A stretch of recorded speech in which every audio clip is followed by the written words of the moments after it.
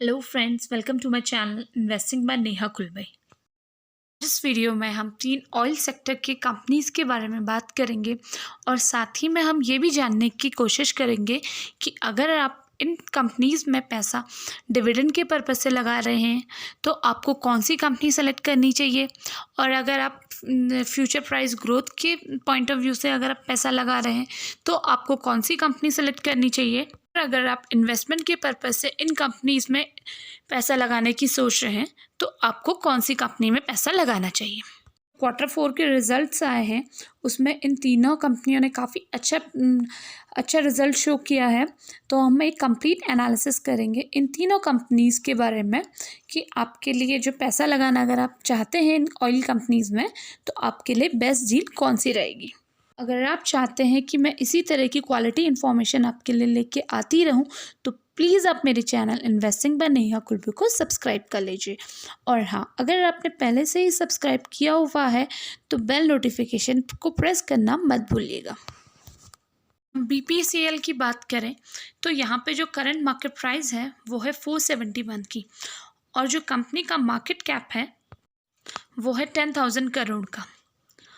और अगर हम रिटर्न ऑन इक्विटी के बारे में बात करते हैं तो यह है 30% की। और पिछले एक साल का अगर हम परफॉर्मेंस देखते हैं BPCL का तो वो है 44%।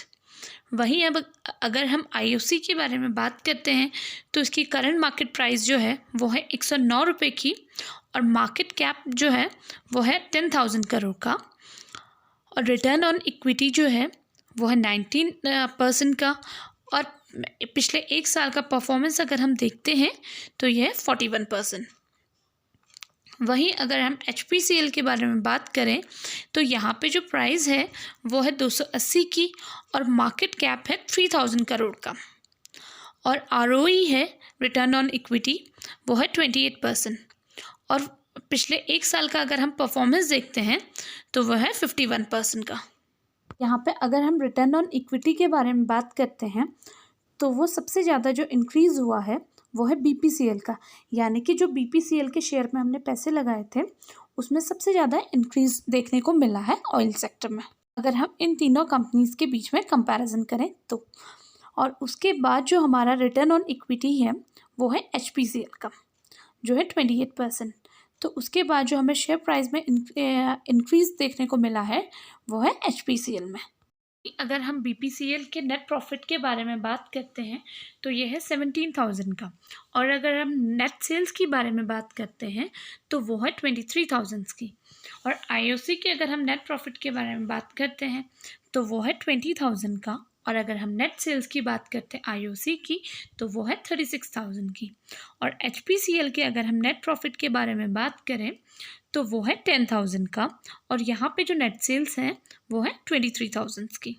हम नेट प्रॉफिट और सेल्स के बारे में बात करें तो यहाँ पर IOC सबसे आगे है, जिसकी सेल्स भी 36,000 है, जो सबसे ज़्यादा है, और नेट प्रॉफिट भी सबसे ज़्यादा है। और उसके बाद जो नेट प्रॉफिट है वो है BPCL का, लेकिन यहाँ और जो इसकी सेल्स है ये 23,000 की है। लेकिन अगर हम HPCL के बारे में बात करते हैं तो यहाँ पे HPCL ने अपनी सेल्स तो बढ़ाई है, लेकिन सेल्स के कंपैरिजन में HPCL का जो प्रॉफिट है वो नहीं बढ़ा है। अगर हम कंपनी की डेप्थ इक्विटी रेशियो के बारे में बात करें यहाँ पे जो BPCL और IOC की जो डेप्थ है वो बिल्कुल नेग्लिजिबल है।